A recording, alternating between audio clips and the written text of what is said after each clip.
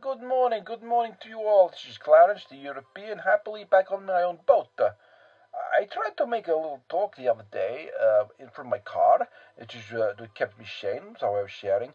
But the car is just a very buzzy noise, and this is not good enough really to put up or for anyone to understand. So I shall do it again. And what I really want to try and convey is this idea of these fellowshipy meetings where people go have problems and they talk about their problems, but that makes it sound rather sappy. And really, it is not as sappy as that, and it is definitely not a miserable or dour affair either. No. It is quite an uplifting thing. Clarence finds it really useful to learn about his brain, and it makes his soul feel good. And even one year, Diana, she got me down to the church to sing carols at Christmas. That was how good I was feeling, and I dropped my judgment, and I didn't see any problem in going and seeing King David's something or other, or what is Bethlehem. But it was one of those caroly songs with the nice melody, which lulls you to sleep around midnight. And obviously we went out afterwards. We had a lemonade. We didn't have the brandy. And well, actually, Clarence had some brandy, but it doesn't count because one was enough. It really was. The trouble with me was one was enough. That is why I'm an alcoholic. You see, they say in AA that one is never enough. No. Trust me, one's fucking enough. One is very much enough for Clarence. So I had the one. And anyway, so I go and I say, man, I think I got a problem with my drinking, or at least I don't want to be drinking anymore, but I find that I keep drinking every day, and really my problem's with, there must be something more to life than just going drinking, and I don't know why I've gone Scottish, but Clarence, I imagine a pisshead to be a Scotsman. That's how I imagine a pisshead. He's a wee bee, a pissy, cranny pisshead. He's a Scotsman, you're a jerky, they're talking jerky. Anyway, so Clarence goes there, he says to them, yes, this is it. And they go, well, Clarence, your problem, you're right, it isn't with the alcohol. You have a problem with the world. You've got a problem with the world, pal. If you don't think there's anything else for you to do with your time than drink alcohol down the bar and turn into a Scotsman and call everyone a pissing jerky, and there's a problem with you, Clarence. I said, that is it, what is your name, you lovely anonymous bitch? She says, my name is Anonymous Bitch. I say, I will call you Abby. Abby from now on, so we shall call her Abby. And anyway, so I said, well, that seems kind of reasonable, yes. Maybe it is me who is obsessed with the only thing to do is drinking. So I said, oh, sign me up and let me come in. I can come along. She gave me this book, and I read this book, and this book actually, yes, it made some sense. I've read some books in the past about quitting drinking, and it's all stuff like, on Monday, book yourself a game of squash, on Tuesday, go for a swim, and on Wednesday, take a jog, and maybe get that Jamie Oliver, and I said, the bullshit. This is not what Clarence needs. Clarence is not a dumb person. I am not an idiot. I have enterprises in the North Sea. I have multiple degrees in deep-sea diving. I used to play in the rock band Kiss and Cut. This is not a dummy. I just simply have something I don't want to drink. I want to see what you guys do when you don't drink. So I went along to some of these meetings, and after a while they say, hey, do you have a sponsor? A sponsor? Yeah, I have a sponsor. I was sponsored by Nike when I played basketball and Reebok when I played hockey. They said, not that, you stupid man. I said, I'm kidding me. I'm pulling your chain, jerking your curtain, rolling your steak, flapping your claps. And some of those, they didn't really understand, but it is all very nice, and I really like these people. So I got this man, he take me through these steps, and yeah, I did these things. I said sorry to a few people. I didn't really mean it. I tell you that now, but I will definitely lie if it means my soul is purified, if you see what I mean. I will lie to get pure. That is definitely something Clarence can do. Besides, it isn't really the real world, and none of my real friends know what I'm up to anyway. So I did this, and it gets me to thinking that this soulful shit, this spiritual crap is all good, it's mumbo-jumbo land, but I wonder if it actually fucking works with anything, you see. I gotta say, it does work for the drinking. It does work for the drinking. It turns out I was drinking a lot on fear and ego and a lot of really just not having my eyes open to the world too much. It turns out a lot of the things in the world you think are entertaining, they're just really blinkers. Shopping, movies, these things are good, these fun, but they really are just blinkers like they put on the sides of the horse's head when he's going down a busy street. Yeah, keep 'em in line. But I have to shut. That's just for another day. So they said these step 1, 2, and 3, they work together, Clarence. Can you understand it? And I'll explain a little bit about what I understand about these first 3 steps. I won't repeat them because I cannot be bothered, and I bet you know what they are. But the essential ideas of this program is that I have a problem which is causing me problems. And the way sometimes you may figure this out is by saying, well, my life is full of problems. My girlfriend has left me. My wife has left me because she found out about my girlfriend. My girlfriend and my wife I have because I am very sad because I am very drunk. I married 2 girls on the same day because I sing double at 2 different churches, but I managed it because I'm really high skilled. And then I lose my job because I smell a little bit too much of Old Spice because I've had to put too much of the Old Spice on to corrupt the beer. But all these are problems, and then you think, well, what is all these problems got in common, Clarence? Well, all these problems involve alcohol. They don't involve orange juice. Well, it's not my jog every Wednesday morning at 9 a.m. which is causing the problems. It is alcohol. I say, yes. So, yeah. But do I not notice this? Do I not realize that when I drink the alcohol, I get myself in trouble? And the truth is, I did not. No, because alcohol is just like having a pint of beer at lunchtime. It's like taking an ecstasy for breakfast. It's just normal, isn't it? It's normal stuff. So, yeah, so I say, but it's just normal. Everyone takes an ecstasy with their toast, and everybody takes a beer with their herring. And they say, yes, Clarence, that's true, but we're not dealing with you, Clarence. We are dealing with you, Clarence. We're not dealing with the rest of the world. The rest of the world, you live and let live. Let them do what they want. This is about getting you better. This is a very individual program. You can work it in many different ways. It just so happens that many people find it works for them. I say this sounds ridiculously ridiculous, but I give it a go, and I think, well, there's good logic here. I can't stop drinking, but every time I drink, I cause problems. And slowly but surely, these problems are building up. And I've tried to stop drinking, and by myself, I don't really know, because I just tell myself after 2 days that, hey, you've stopped drinking for 2 days. Go get pissed. And also, I'm bored. I get quite frankly bored, and I find it very hard to ask the ladies out to the tango dancing without a little bit of the rum juice. So, yeah, I guess I drink. So that is the problem. I get to 2 days. So now I go to these meetings and I make some friends, and it's good. And they say, well, why aren't you drinking anymore? Why are you coming to these meetings, Clarence? I say, I'm coming to these meetings because there's people here. I believe, understand what I'm trying to do for myself, and I believe that I can talk about the activity of not drinking as it is an activity. It's the infinite activity of everything else available to man other than drinking. So it's an infinite activity without sounding like a complete another nutcase. Just like, I say, well, that makes sense. Yes, I said it is like the nut shit pickers of Bavaria. I say, what do you mean by the nut shit pickers of Bavaria? I say, every year in Germany, in Bavaria and Nuremberg, people meet up who enjoy picking the peanuts out of their boobies. I said, you just saw that on Eurotrash. I said, yes, I did see it on Eurotrash, and I decided that at 17 years old that I would get there one year to see if it was true, and I'd take a poo of my own to pick out my own little nut at the shit pickers. But when you go to the shit pickers and everyone's picking the shit, nobody's a widow. We're just all shit pickers. And I said, well, that's kind of similar, Clarence. Yes, that's kind of it, yes. So here, I'm aligned with you. It is like if I wanted to play football in a World Cup winning team. I would have to find 10 other geezers to play the football with to form a team. There's no point me turning up at the squash court saying, hey, let's go win the football World Cup. I look like a fish out of the sea. I look out of water, and there's no one to help me and no support. So I come here for support. Together, stronger. Yeah, so like some of these awful slogans I see recently on my trip to England, we're all in it together. Well, that's bullshit.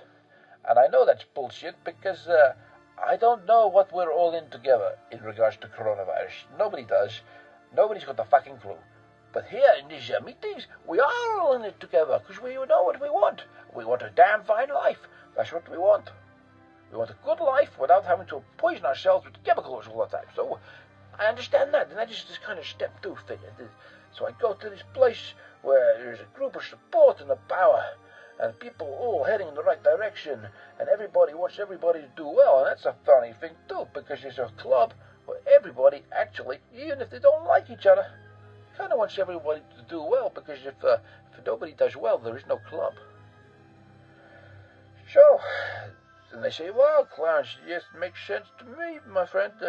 So what do you do when you're here? And he says, well, what I do when I hear is I realize with some of you people, I say, you've been here for years or weeks or days or even, but you've been here longer than me, maybe. Or it doesn't really matter. Maybe you haven't been here longer than me, but what's important is you are not me. So Clarence opens his ears. He takes the Beirut out of the ears, and he takes the Cuban, puts it into his mouth. Or something along those lines. Some guy used to shout it quite a lot at me. I didn't care for the guy too much. He wasn't really one of my types. Yeah, I think he went back to some more far-off land, which I used to, I think my great-grandfather, well, I'll not get into that. But, yeah, so I listened, and I thought, well, this is a revelation when I like to listen to music. Clarence is a reasonable musician, but I can't write other people's music for them to play to me, can I? It's not possible. I can't write my own jokes to tell myself from the point of view of someone else. No, I need other people for this sort of input. So I can't learn from myself what I don't know. So if I want to learn or get new ideas, fresh ideas, not Clarence ideas, I have to listen to other sources of ideas, and those sources are quite usually people. Now, some people in the rooms, they believe in some real higher power spiritual stuff, some funky stuff, man. And it's okay. It seems to be okay. Clarence, he has his own beliefs to do with mermaids and Norse gods and spaghetti. And I really did once see the inside of the whole universe in a mussel shell. And that mussel shell actually poisoned me for a while. But that's another story. So I reckon that these people are connected to these spiritual gods, and they open their mouths, then, well, these people are my walkie-talkies to the heavens. So I just listen, and one day maybe I become a walkie-talkie myself. But at the moment, I'll just listen to their loud hail of hallelujahs, and I'll take in their ideas. And they say, well, Clarence, if you do that, it is kind of working a step 3 on practical level. See, Clarence, you've done it. You worked out you had a problem, and then you saw what was causing. Well, you said you have lots of problems, Clarence. Yeah, I had lots of problems. We had lots of problems. Yeah, the common denominator in all those problems appeared to be your drinking of alcohol. Yeah, so your alcohol was causing problems, and it goes without reason. One old priest used to say, anything that causes problems is probably a problem. You see what I mean? Yeah, you see, the fat, miserable kid who keeps breaking windows and causing broken window problems is a problem, and she should be tossed out of the house and forced to start. But that's just Clarence's way of looking at the weight problems of these fat little chubby lubbers who like to put bricks through windows. So they say, it's very interesting, Clarence. And I say, wow. And you know what I do? I go home and I start to think some more about this. I start thinking a little bit more about all of this stuff. And Clarence has a keen interest in Europe. So I start thinking, well, wonder if this shit is ever, you can find it in history, and you can. And I tell you a really interesting story here. One of Clarence's passions is looking at the Second World War. In particular, the Russian, well, really, the Second World War was Russia-Germany versus Germany.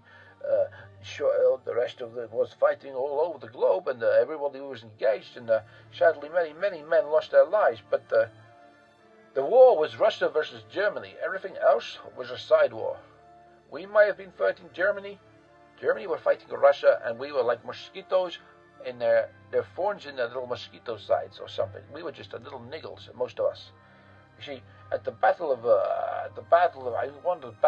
Kursk, was it Rzhev, more soldiers died on the Russians in 5 days than all the other deaths from every other nation in the world throughout the whole war. That tells you, and that's just one 5-day battle, and that tells you how much that was a really fucked up war. But anyway, I'm not here to talk about the blood and the guts and the glory. I want to talk about Hitler. What a cunt. Stalin. Possibly double what a cunt. I mean, that guy was a piece of shit. I mean, he had a cool mustache and stuff, and I guess when he was a renegade, he was pretty badass as a youth.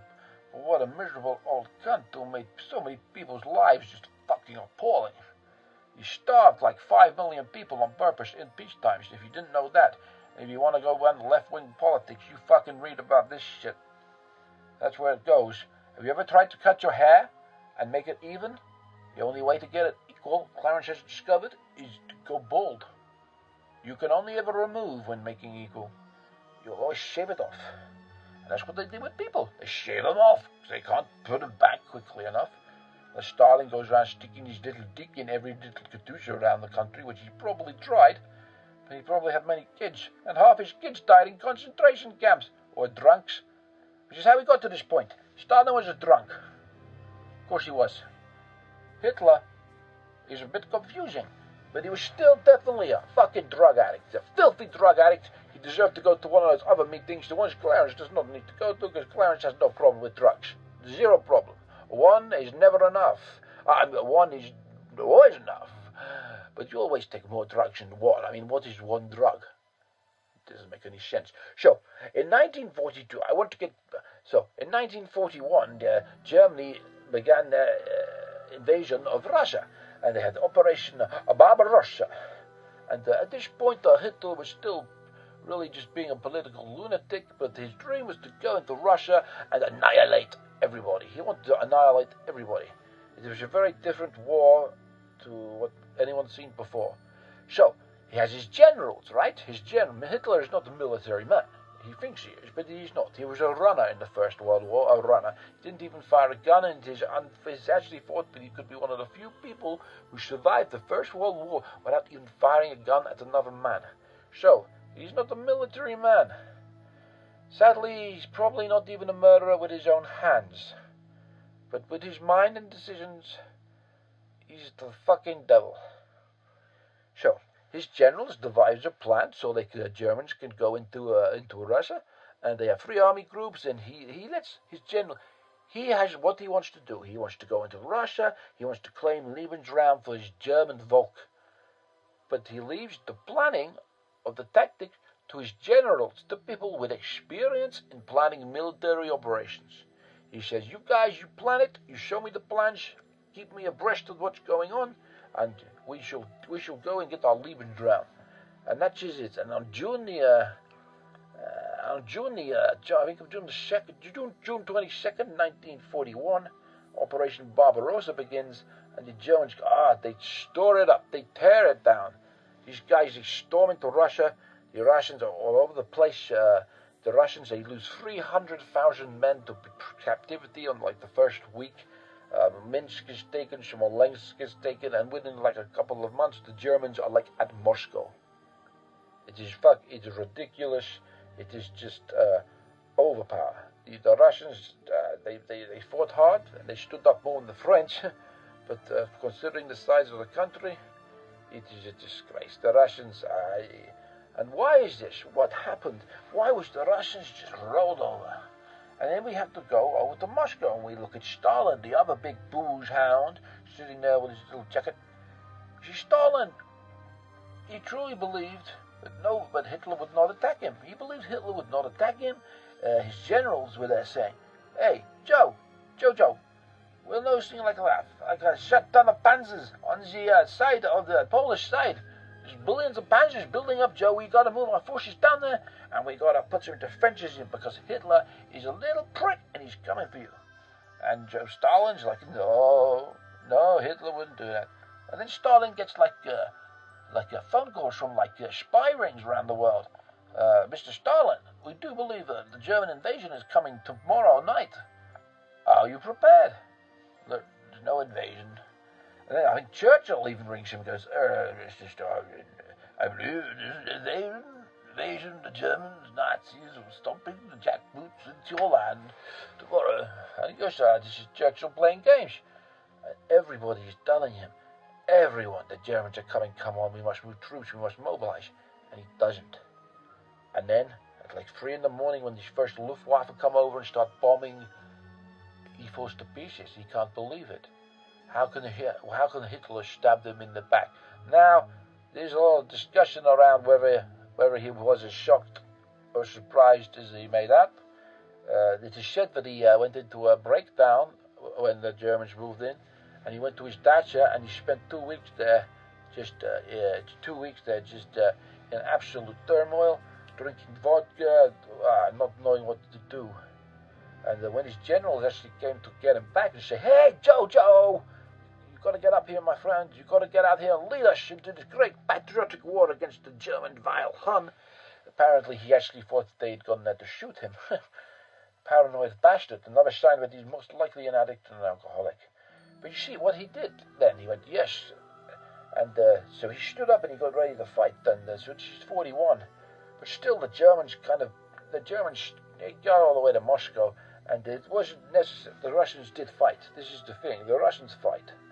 But the Russians were not prepared. They had no leaders. They were a motley little gangs of people. Half the generals have been shot. And actually, Stalin, previous few years, had pretty much shot he shot most of his bloody officer corps because he was purging, because he's a communist. So anyway, the Germans kick ass. So, but they do get stopped at Moscow due to the winter, and actually, we will talk. But that is irrelevant. So the point to take away from this bit of the start is Hitler. His German armies storm through Russia because he allows his generals to advise him and make the plan. Stalin, who is the all-supreme power magnate, he gets steamrolled because he's relying on himself and he's playing God. Now let's skip forward to like about August time 1942, and this is where it gets very interesting in regards to the steps, because we have a swap here. In wrestling, we would call this the double turn, where the heel becomes the face and the face becomes the heel. Except for in this war, there really was no heel or face between the leaders. They were both cunts. So there's no real swap around goody or baddie. It's just a swapping in attitude to war fighting. And it is one of them adopts, one of them takes 3 steps of the 12-step program up, and the other one takes 3 steps back down.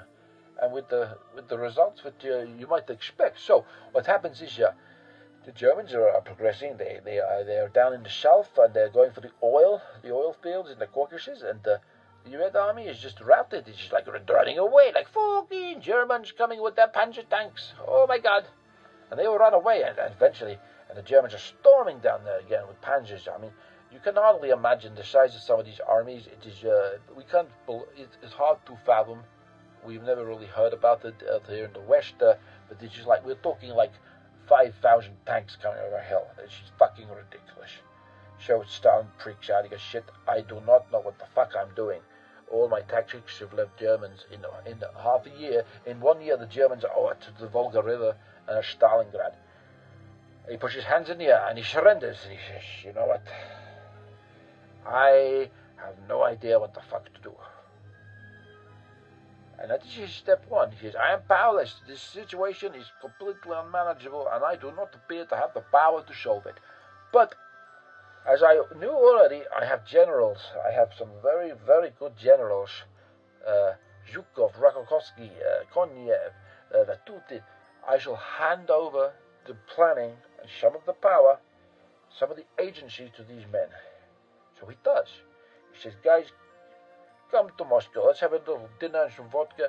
You guys, I fucked the war. You guys are going to take over now, and you got to win the war, boys. Can you do it, boys? Yes, you can do it, boys. Because if you don't do it, I'm going to shoot you. So that's it. He hands it over. He says, I got a problem, and I don't know what to do about it. But I got these guys. I'm pretty sure I've got a clue how to do about it. So maybe I give Zhukov a call. And then you know what? I'm going to give Zhukov the ability to think about it and make plans, and I will listen to his plans. I will still keep the power at the top, but I will listen to his plans. And I will not, I will assume that his plan is good because he's a military genius. So he does this, so he swaps. So Hitler, at the same time though, despite what I said about the Russians being routed and pushed back towards the Volga and Stalingrad, it is not quick enough for Hitler. Hitler is a methamphetamine addict, and it is not quick enough. There's a few little slow-ups, a few little casualties, a few little fuck-ups, and Hitler loses all his faith in his generals. He starts to think his generals are incapable. He doesn't trust his generals anymore, so what he does is he takes back power to himself. He goes, I know how to run a military campaign. way better than the professionals, way better than Mussolini. So Hitler takes supreme power, head of the army as well as the Führer. Now Hitler has got the fuck no clue how to run an army or a war. And what happens then in the summer of 42 is exactly what you would expect to happen from what I've just said. The guy who previously was letting his generals, his military experts fight the war, takes control away from his experts. He stops running ideas past them and he becomes completely totalitarian. I am the rule. The other guy, Stalin, who was I am God, I am power, I am genius, I am everything. He goes, you know what, I'm not. Not at this. I got some expert guys around here, I'll give them the power, they can take over. And what happens? Firstly, we get the Battle of Stalingrad, where 300,000 German soldiers are taken into captivity. The Germans suffer their first fucking major loss. It's just a scary still battle. So many people lost their lives there, but the Russians held out. And then from the Battle of Stalingrad, it is literally, now that the generals are in control, the Russians just solidly pushed the Germans all the way back to Berlin and Hitler's eventual suicide. The Germans very rarely get a look in anymore. Now, if that is to me, to Clarence, that's just step 1, 2, and 3 in the real-world scenario with big high stakes playing part. So to me, the way I kind of work these steps is like that. I think of this. I think, well, I could be a little asshole soldier getting drunk in the trench. I say I give up drink. That's fine. I'm still an asshole soldier in the trench. I'm a sober soldier in the trench asshole. I don't know how to plan. I don't know how to win. But maybe if I go to officer training school or hang out with the officers, I get some ideas, some battle tactics, yeah? And then maybe I try these battle tactics in my life. So, you know, maybe I go to AA. Maybe I hang out with some other people who are sober, who are staying sober, who have learned how to stay sober, and have learned how to live life without booze. And maybe step 3, I just damn well listen to them and take some of their advice. But ultimately, I'm still in charge of me. I am still in charge. But I'm going to open up my processing to some more input. That is what Stalin did, and that is what Hitler used to do, and then he shut it off. And when he shut it off, the dude ended up exactly how he should have ended up. Dead, junkie, stinking of petrol, burnt out in an alleyway somewhere in Berlin. It's just crazy shit, man. So that's my thing. Clarence believes, no matter how smart you think you are, you only ever have your ideas, and if a problem is something to do with your behavior or something to do with your intake, you need somebody else's idea, because you only have yours and you cannot know what you do not know. You cannot make a baby with yourself. Yet. If you want to make a baby, you need someone else's input to make a baby. And your sobriety is Clarence's baby. But that is enough of my soppy shit. Who knows? But for now, she's my baby. And she's had a baby. I bought her a baby. And I gotta call that Fisher Price. It's a very good name for a boat. It's Fisher Price.